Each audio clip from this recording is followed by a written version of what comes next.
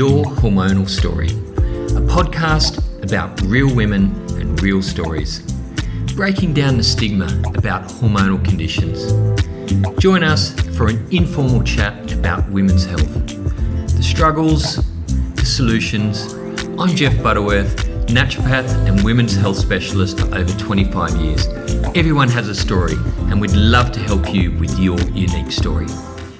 On this episode of Your Hormonal Story, we chat with Helen, and Helen's had a whole range of challenges that she's had to deal with over her life, from endometriosis to PMDD, which is called premenstrual dysphoric disorder, perimenopause, menopause, all these challenges that she's had to deal with. And she's managed to adapt her diet, her lifestyle, and learn about these conditions and how they impact on her body. So there's lots of tips and tricks in this episode, and I'm sure you're going to enjoy Helen's story on Your Hormonal Story.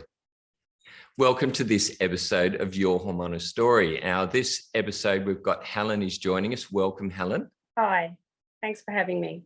And thanks for taking the time to chat to us about your story, which is a really amazing story. And as with all of our ladies, there's a rainbow at the end of redemption where you've managed to come through. But for people just wondering what Helen has been through in her journey, she's a sufferer of endometriosis, but interestingly was diagnosed quite later in the stage. And part of that journey for her was being put on antidepressants, where she had a lot of weight gain, unfortunately, and throwing a whole lot of stress and anxiety, then becoming perimenopausal. And then to top all that off, she developed a flu or viral syndrome, which tipped her into a chronic fatigue syndrome. Throw on top of that a whole lot of hormone therapy, and she ended up at a point which was really quite desperate. I think you'd probably agree, Helen. Yes. So, but again, there is a redemption. There is a story of how you managed to overcome all those things, but we'll get to that a little bit later. So just tell me a little bit about, you mentioned that your teen years were actually not too bad. Tell me about when you first started your cycle and if you had any symptoms at that point. Okay, I was 13 and they were quite normal, quite regular, never had any issues. I don't remember actually having a hard time getting my period. I think it was all quite smoothly. Which is really interesting, because endometriosis is said to exist in your system really right from the start. And often the telltale signs of that are the pain, heavy periods, everything that goes with that. So this is an interesting thing, and about how your journey is different to other women, how all women are different in their journeys. Yeah. So tell me more. So then when did you first start to develop different symptoms of the endometriosis? I think it was after my first daughter. So I had no problems conceiving either of my children, but it was in between the two that I started having painful periods. And that's when they investigated and did the laparoscopy and said it was endometriosis. Interesting. And yeah. And you had no problems conceiving the children at all? No, none at all.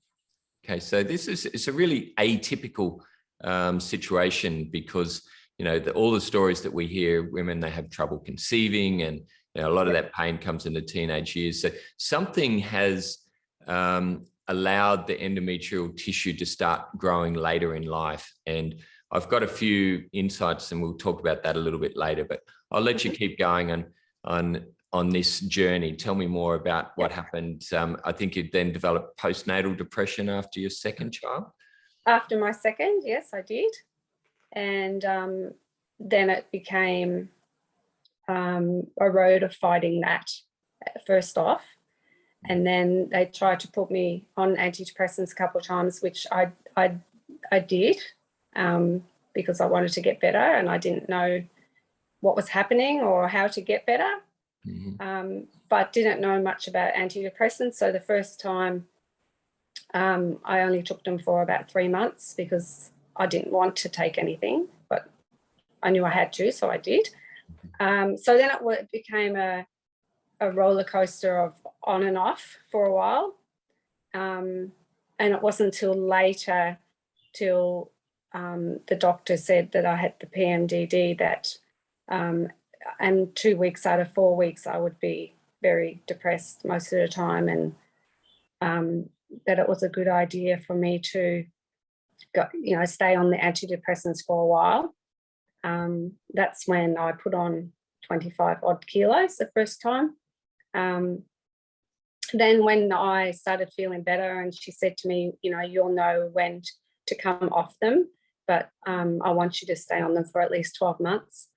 I think it was my late 30s that I started exercising again, because I've always been very active during my teens, but whilst having the kids and that, I think I lost my way a little bit with that. I was walked, but I never really regained my fitness like in my teens. So when the time came for me to go back to the gym, I think I started looking after myself a lot better again, and was able to come off them, but had to lose the 25 kilos.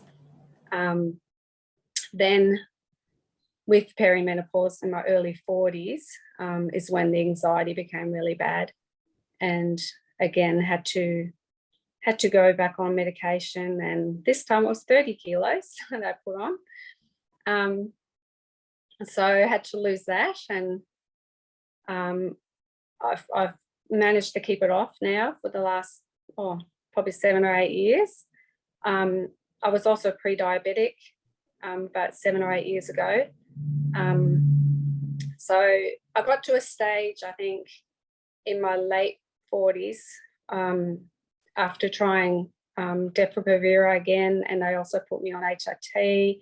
I got to a stage where I felt like nothing really was working, and I just wanted to see where my body was at. I wanted to come off everything and just let my body do its thing. And I dare say my husband was quite worried when I said I wanted to come off everything, but it was something I needed to do. And then another friend suggested to me about happy hormones, so I thought I would give that a go, and that's where that journey started. So I managed to get rid of the pre-diabetic situation by mostly eating a plant-based diet, because I felt I was eating too much meat and dairy, and nothing else worked until I tried that. So once I did that, I'm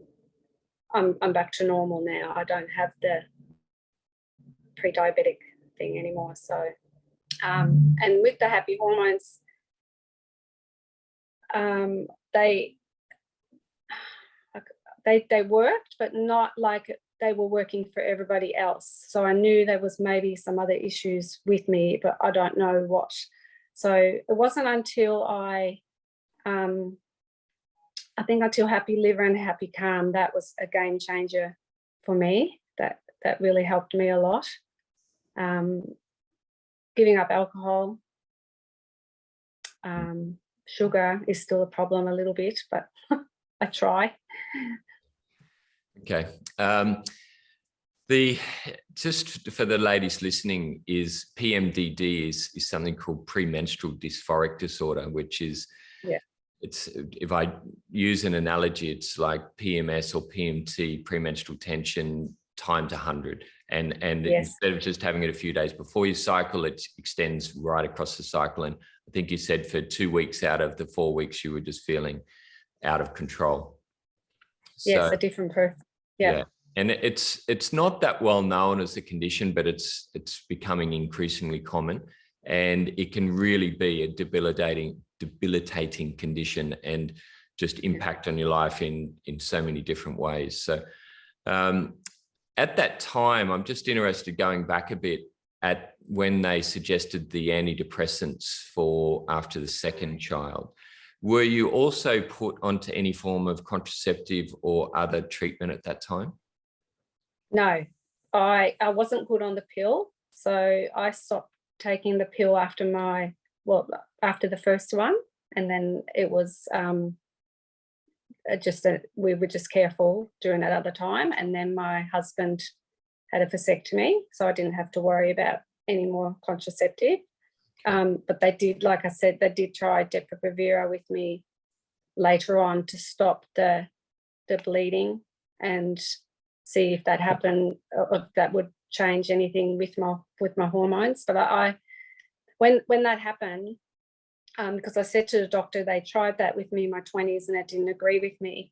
And she said, you know, you're at a different stage of life now, let's give it another go. So I said yes. Well, the first 3 weeks I didn't stop bleeding. I had to go back to her and get another tablet to stop the bleeding. And then the same when it was coming out of my system, I had to do the same. And she was away at the time. I had to see another doctor. She wanted me to get a Mirena, and I said, you know, why? And she said, well, you know, you could keep going like this for another whatever years. And I said, yeah, but it's not the actual bleeding that's the problem. It's that my moods, my hormonal side of things. And now you want to put this in me. And I said, you know, I don't want that. So again, you know, I had to. I always felt like I was trying to stay afloat. I guess you could say I always felt like I was sinking, but I was always trying to stay afloat by different methods that they were doing with me, but it wasn't solving any of the problems. Yeah. So. Yeah. And this is unfortunate for all women is the toolbox that doctors have for treating hormonal conditions are more hormones and antidepressants and anxiolytics. So it's a real shame. And if you've got a situation where you don't metabolize those hormones well, which you certainly would have, and it's very common in endometriosis and even more common in PMDD, is where you don't deal with those hormones well. And that's the telltale sign of that is when you're on the pill or any other contraceptive, it makes you worse. So, yes. And they kind of run out of options then is the antidepressants or more hormones. And unfortunately, those hormones that they give you in trying different things, it just makes matters worse, as you found out. So now, and you end up in this situation, you said you're just feeling lost. Just tell me a bit more about that, because you don't understand really what's going on in your body. You know that the hormones don't work, but you're just feeling just so poorly. Tell me how that makes you feel emotionally and how that affected your life. Well, I felt like I was different to other people. You know, I kept thinking, like, why am I not like other people? Why is it that every time, you know, I can't live a normal life? I have to work so hard in diet, exercise. Every day for me is a battle, more or less. And you know, so I did find that very hard to understand, and so did my husband. And thankfully, I've got a very supportive husband who, you know, has stuck by me through all this. So, and my friends, they're all very supportive. But it's hard because you do feel different and you do struggle. Yeah, and what people don't realize, it impacts your life in so many different facets. As I mentioned, with your relationships and your husband, but work environment, with your children, the relationship with them, because your hormones make you feel so out of control. It's you know, relatives. It's just impacts on it's so insidious because it does every little element of your life. It's impacting. You feel like you're going crazy sometimes. You know, it's working was a challenge, I must say. I'm not working at the moment. I'm taking a little break, but working has been a challenge, yes. Yeah, and particularly if you're getting brain fog and you're becoming more reactive to situations, it can be really, really difficult. And it's this silent, because you look fine, it's this silent thing that's happening underneath. And a lot of women say, so I think I'm going crazy, because the doctors aren't giving you any sort of real diagnosis of what it is. They did say for you, thankfully, that you have PMDD, but a lot of women don't get that diagnosis. And a lot of women we chat to with endometriosis haven't had a diagnosis as well. They've got all these symptoms, but people are saying, you know, it must be all in your head. And a little message for anyone listening here is, you feel like you're going crazy and you feel like this is a mental kind of condition, but it's not. It's very much a physical condition, and it's the hormones at the root cause of what's happening. So it just compounds. You're feeling really bad, but at the same time, you've got no answers, and it can be a really desperate situation. So, So an interesting thing, I find that you were doing a lot of exercise when you were younger, and that sort of and exercise we find with PMDD is probably the most effective treatment option. And the one thing I say to women is to try and do at least 45 minutes of strenuous exercise every other day. But the other thing we say is find a goal and train for it, like doing a mini, like a half marathon or a marathon or some endurance exercise. Really helps with that hormone metabolism, excreting hormones and keeping your moods on a level keel.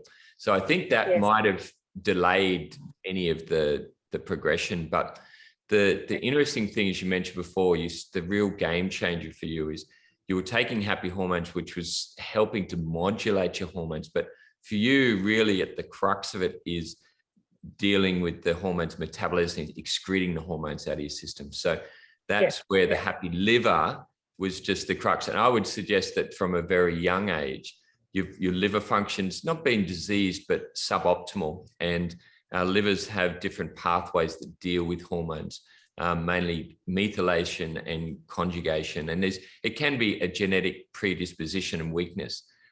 So you probably had that your whole life, and that's allowed the endometriosis kind of to bubble away under the surface. But as soon as you started to add any sort of hormones on top of that, it's kind of exacerbated and accelerated the whole process. So for you, that's a real key thing. And then as you mentioned before, you've got to work so hard with your diet and lifestyle to keep yourself in check. And you've figured that out for yourself. And I'll talk a little bit more about it. But the sugar is, and a lot of people don't realize, obviously alcohol affects the liver, and alcohol can increase your circulating hormones by about 200% while you're actually consuming that alcohol. But the sugar is the real one that can damage. So and it becomes a real catch-22 situation where you're feeling down and then you turn to comfort foods to try and make some form of relief from the situation. And alcohol can be like that as well, because you get that temporary relief. But you're then further affecting the liver function, which then just becomes this sort of pouring oil on the fire, so to speak. So tell me how you figured out the dietary aspects. And was it just purely you noticed when you did certain things you became worse, or how did you figure the relationship? Yeah, well, I think it had to do with when I was pre-diabetic. So it was actually my daughter, my eldest daughter, that said to me, "Mum, you guys are eating too much animal products. Why don't you try a day a week where you have no animal products?" Which I did. And at the start, it was very overwhelming because I had no idea what to eat. And that was a journey in itself. But those days that I did that, I felt so good. I had so much energy and I just felt so much better. And it made me want to do another day a week. And it just grew from there. And I found out that when I didn't drink, when I didn't eat the sugar, when I ate properly, that I felt good. I felt I didn't have the brain fog. I didn't have the moods as badly. And I could stay in control a lot better. It's really fabulous you figured that out, but a lot of people don't figure that out. And unfortunately, there's this big trend at the moment towards keto and ketosis. And they're increasing. You don't have to increase the animal products with ketosis, but it's a lot easier if you do. And the problem is even in Australia, there's a lot of the animal products we consume do contain a whole range of growth promoting factors. So not necessarily hormones, but there are a whole lot of, and I think it's about 40% of beef in Australia are using growth promoting factors. So for people that don't have hormonal issues, it's probably fine. But if you've got a sensitivity to different endocrine factors, then that can be a real problem. The other factor is with endometriosis, it's quite an inflammatory condition. So often the way that animal products are prepared and cooked, those fats in those animal products can become inflammatory as well. So, so you certainly move, and there's quite a lot of research now into more plant-based diets and endometriosis, particularly showing that can make a big difference. So you've done really well and reversed that sort of pre-diabetic condition, and that obviously then helped with the weight loss, I'm assuming. Yes, it did. Yes. Yeah, it did. Okay. I mean, now, you know, it's getting to that stage. I'm 55 now, so weight is a challenge to keep off, but we work at it. Yeah. So tell me a little bit more then about when you, where you got to that point where you were on all these sort of medications and different things, and then someone, I think, told you about happy hormones. Tell me about that little period in your life, and it must have been quite a revelation to find out that there is a different alternative option. Well, yeah, because I think I was really at the stage where I thought I was going to lose the plot completely, and another gynecologist I went to actually suggested a hysterectomy as well, and I said no. Again, I said I don't necessarily have a bleeding issue, it's more of a hormonal issue, so I didn't see how that would fix that. So again, I denied that suggestion, and I had a short period of time where I wasn't really sure what I was going to do. I just knew I had to come off everything and just see where I was at and let my body do its thing. And then this friend suggested happy hormones. I ordered some, I started taking it, and in the 3 months noticed that I was feeling pretty good, and things were slightly better. Joined the group on Facebook, and it's been a godsend, absolute godsend. So tell me more, because a lot of women maybe listening to this on YouTube or different places might not know about the community that we have. Tell me your experiences in that, and maybe tell the ladies listening what you can get out of joining that group. A lot of support. I've got a lot of support. Whenever I feel I need to ask a question or not sure about something, just reading the other women, what they're going through, it's amazing support. I've put a lot of people on the Facebook group that are going, you know, through menopause and having some issues. I think we're nearly at about 180,000 women now in that group, which is quite amazing. But I think one of the comments we get come through is, you know, it's quite therapeutic just knowing that you're not alone, because before that, because society, we don't talk about these things a lot, that just to know that, you know, there are hundreds of thousands of women with PMDD, and there's hundreds of thousands going through menopause, and just having others' experiences, good and bad, just can help you understand what's happening in your body. Did you find that? Yeah. Yes, I did. And because, you know, my doctor said to me that my perimenopause was very extreme. She said, menopause is not playing nice with you. I said, no, it's not. So I was really looking forward to the end, you know, but that was the transition was not nice. I had a hell of a time.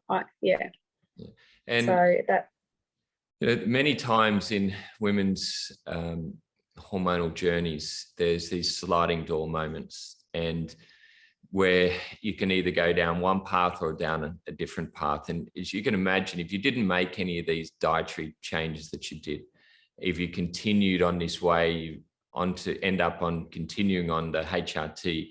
See, what HRT effectively does is stop that transitional process. So for some women, it can be great to manage their symptoms, but you know, you're 55 now, starting to head out the other side of it, and you've managed with it really well in a natural way. But if you'd gone under the HRT, continued to gain weight, potentially you'd be diabetic, and a whole lot of health consequences come from there. So for anyone sort of listening about this and wondering about their individual health situation, there's always different paths that you can follow, and you should sort of, we often think when it comes to modern medicine, traditional medicine, that we often think very short term is, I have this symptom, what can I take to stop that symptom? But you really got to think about the particularly with menopause, those long-term consequences. And, you know, there's a lot of information in the media now about proactive and how good HRT is, but no one's talking about the 5, 10, 15, 20 years time when you have to come off this, and you're going to be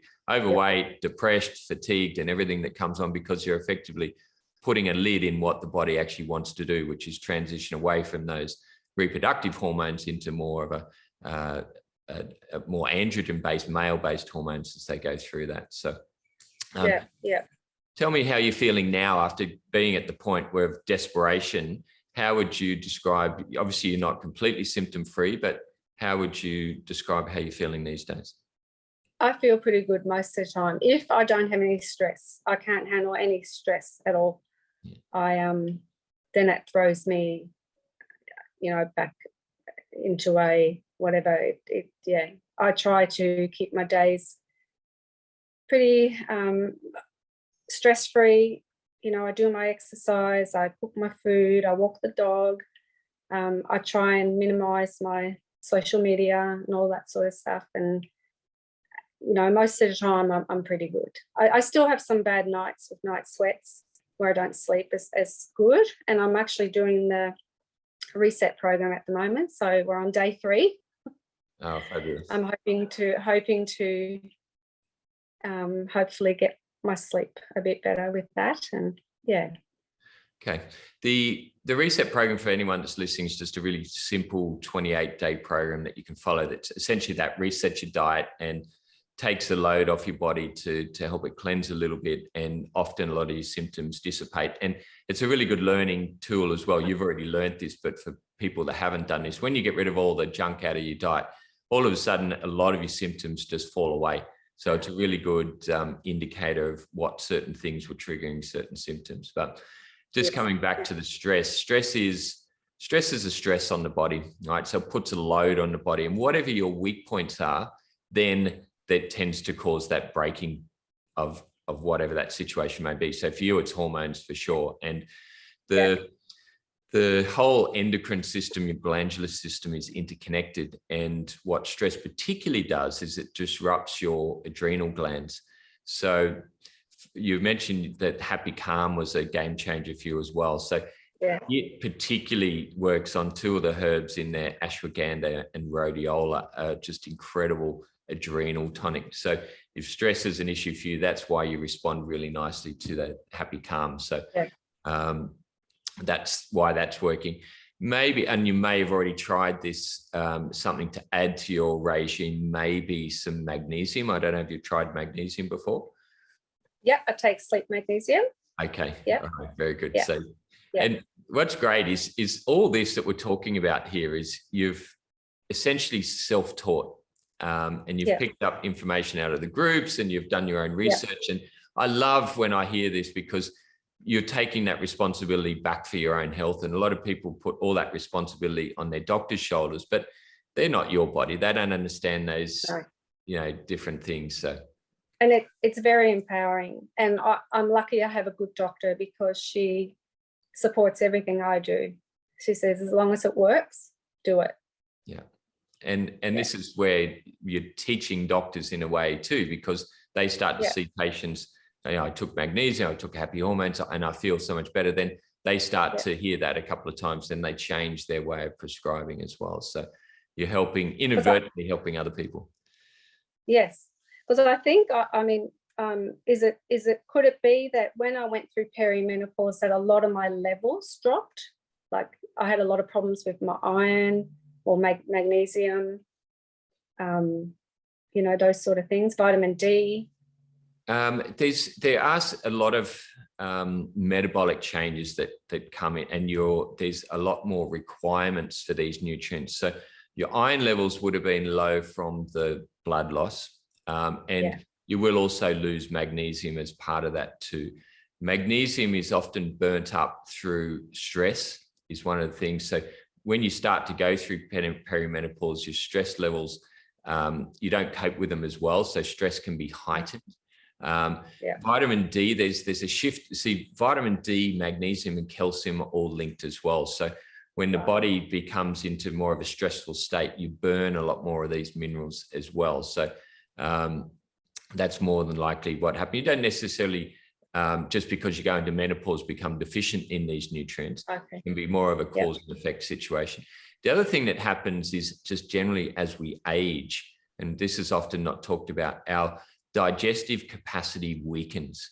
And it's really common in women particularly, but once you're hydrochloric acid levels start to drop, which is what we secrete in our stomach to digest foods, then that signals that our pancreatic enzyme levels start to drop. And the telltale signs of that is you start to get bloated and reflux, and you're just not digesting your foods very well. And then you can then develop food allergies.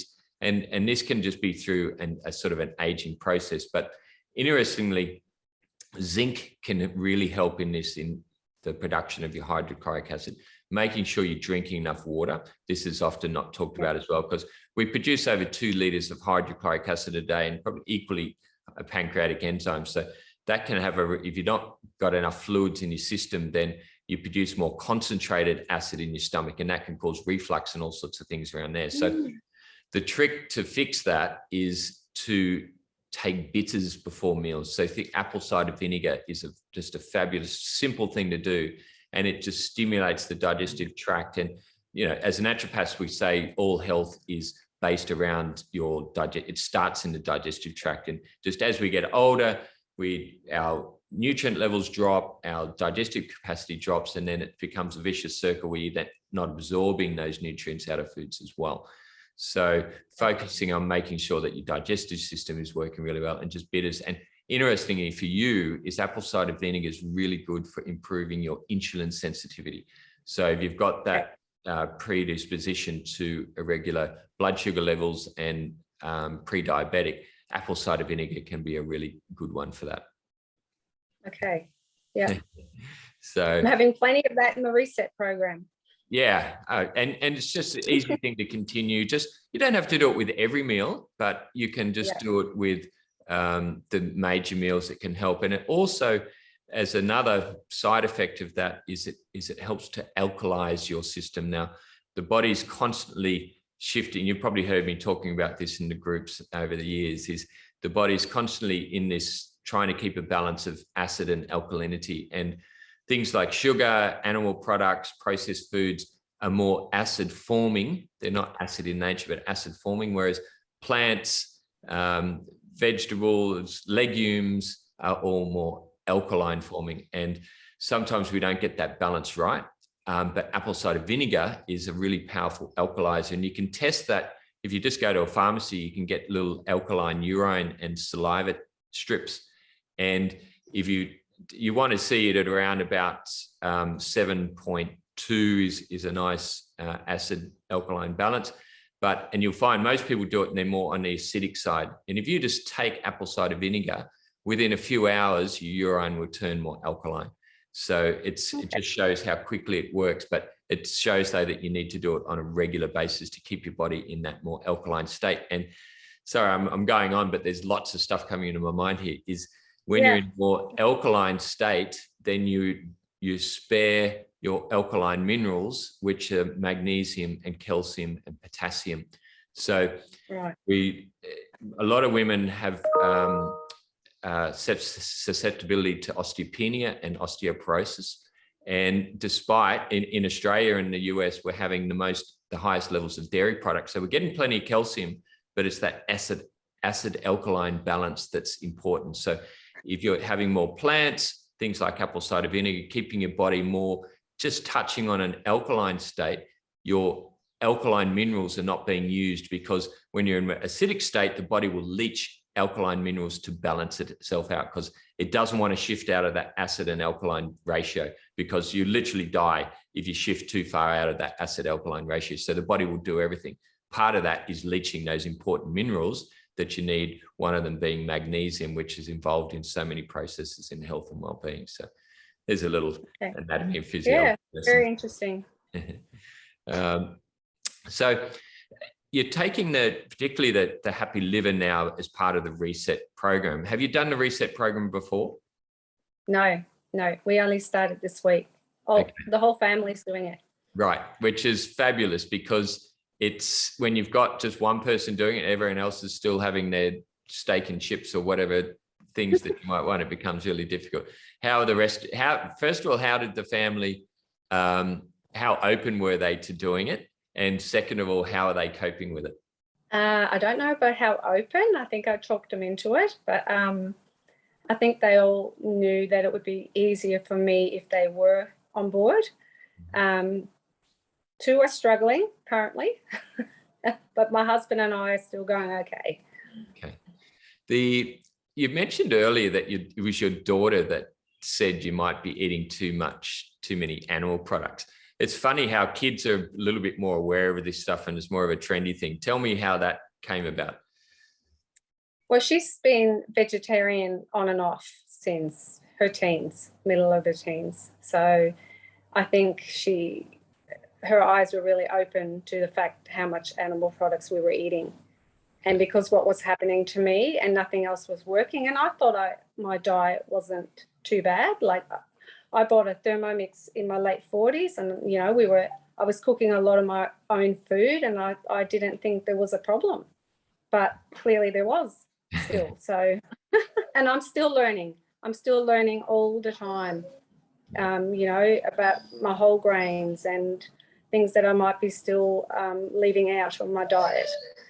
Yeah. And that's the really powerful thing is it's, as I said right at the start, it's a health journey, and it's really just this education process and learning. This is why it's so powerful, is learning what responds with your body. And I'd really encourage everyone to have that approach, because there's so much misinformation and so much information out there about what's right and what's not right. And as humans, we take this kind of all or nothing approach when it comes to dietary, you know, is if a little bit's good, a lot must be great. And this is where we end up with, or if a lot's bad, then a little bit must be bad. And that's where we end up with these, you know, mono dietary practices of either protein rich or carb rich or fat rich, but you know, in my experience over the last 25 years, you've got to have a balance of all those nutrients, the different macronutrients to do well. So, well, we've had to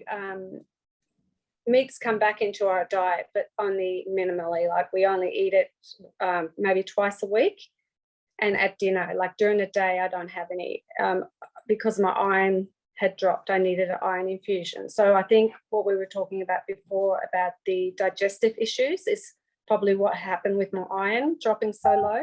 Yeah. I've been able to hang on to it. So we're on the right track, I think, now. And it's just that balance is exactly having small amounts of animal products is fine, because one, your body can deal with that, but it doesn't like too much. So it's just getting that balance that's right for you. And try not to listen to too much of that rhetoric on social media, and because it's, you know, it's just all too one-sided. But then really getting back to those roots of preparing your own food is really key. Lots of whole grains, lots of legume, lots of plants, and then small amounts of proteins. Getting rid of the sugar is a big one, and it's a difficult one. And because it's so intertwined into the processed food, and that's where when you do start to make your own food, then you can sort of get away with it. But it's very difficult, and you don't realize how much sugar you can potentially consume in a day very, very quickly if you're not aware of how much sugar are in different products. And you only have to go to the supermarket and see how much soft drinks, Coca-Cola, and in people's trolleys to see how much people are consuming. And that kind of explains why, as a society, we're not that well at the moment. No. Well, we don't eat a lot of processed food at all. Like, my trolley is basically fresh food when I go shopping now. Yeah. Like, you're a busy person, you're raising a family, we're working. A lot of excuses that come out, we hear from people wanting to make that change. I just don't have time, and you know, I can't prepare my own food. What advice would you give to someone that was in your situation about getting back to making their own foods and that kind of thing? You have to make time. And I did find when I was working, it was the hardest, but I had to meal plan. I did a meal plan on the weekends. So I knew when I came home from work, I didn't have to run to the supermarket. I didn't have to think of what I was going to cook. It was there in front of me, and I just had to cook it. And that was our way of staying on track when I was working. No, great advice. And just for health as well, being prepared and spending that little bit of time on your weekends, if you can, to get prepared. And a lot of people use their weekends to escape from everything that's happening in their everyday life. But if you prepare on the weekends when you've got a little bit of time, that can make the rest of your life so much better. And then the flip to that is when you start to feel better, then you're more motivated to do these things. And then you've got more energy to do more things. And a lot of people that are unwell because they're not eating well, that don't have the energy to get themselves well. And this is the box people find themselves in. It's a really hard one to break out of. Tell me, when you were feeling unwell, a little bit about how you managed to lose the weight and to start preparing your own food. Just tell me about that mental challenges that you obviously overcame. It was a big challenge because I love my food, and sugar, like I said, was a big problem. So that was really hard to cut out. The doctor suggested the 5-2 at the start when I was first starting to lose my weight, which worked. I did lose the start of it that way, but that's when my sugar levels were starting to go up. So I don't know if the fasting had something to do with that, but we stopped doing the 5-2. The rest came off just by exercise and my diet, really. Okay. Yeah. So just for people listening, they may have heard there's a lot of information at the moment about intermittent fasting, and the 5-2 is a type of 2 days fasting, 5 days normal food.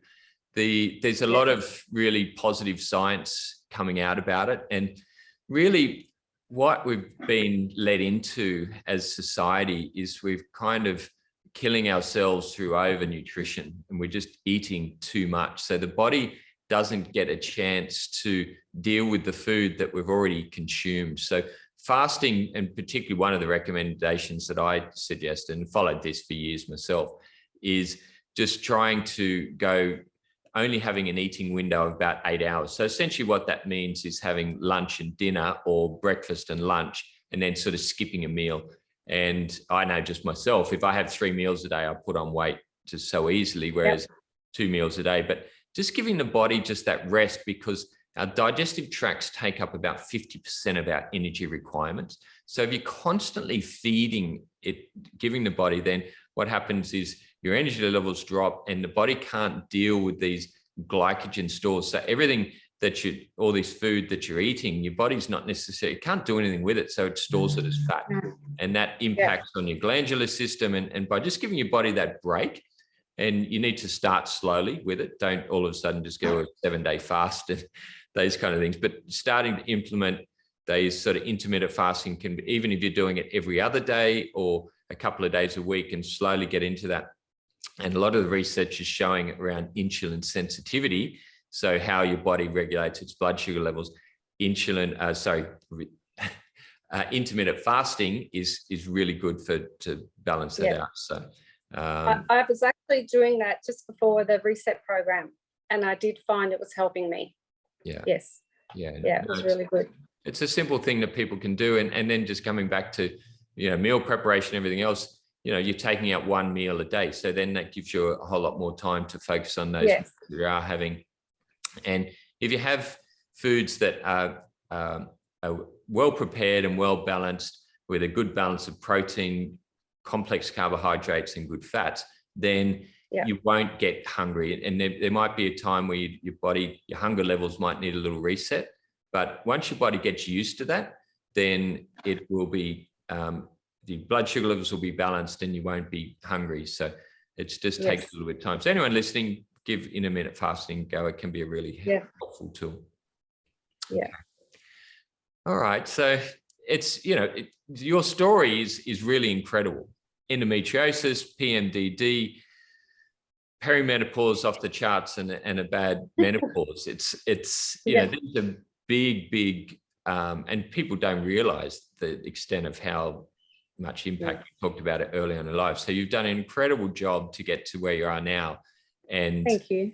And it's been through your own perseverance and hard work that's done it. And hopefully you can inspire anyone that's listening to this that it can be done. You've overcome so much in your life. So congratulations. I feel like I get sad sometimes. Sometimes I feel, you know, I've wasted so many years of, you know, fighting this. But now I sort of feel I need to look ahead and just live a happy, healthy life, as you say. Well, you know, everyone has something to overcome in life. You know, that's what we're all here to live, this life and learn. And the lessons that you've overcome, that you've learned and you've overcome are just invaluable, really. And, you know, some people have small lessons to learn in life and other people have big ones. And you had these big, but if you take strength out of knowing that you've essentially beaten that, and that's a really powerful thing. And so I certainly wouldn't be sad. I'd feel for you just grateful that you've done such an amazing job to get your life to this point that you're at now. And because your life's not over, you've got many, many years to go, and you're implementing this and you're just growing and learning. That's what life's about, is learning and growth. And you're doing a fabulous job. Thank you. Thank you. So thanks for spending this time today, Helen. It's been a pleasure chatting to you. And we look forward to seeing you in the groups. We see your name was certainly familiar with me from being in and around the groups for years. So look forward to seeing you online and being a positive, proactive member of our community as well. So thank you. Thank you. I look forward to it. Okay. Thank you. Now.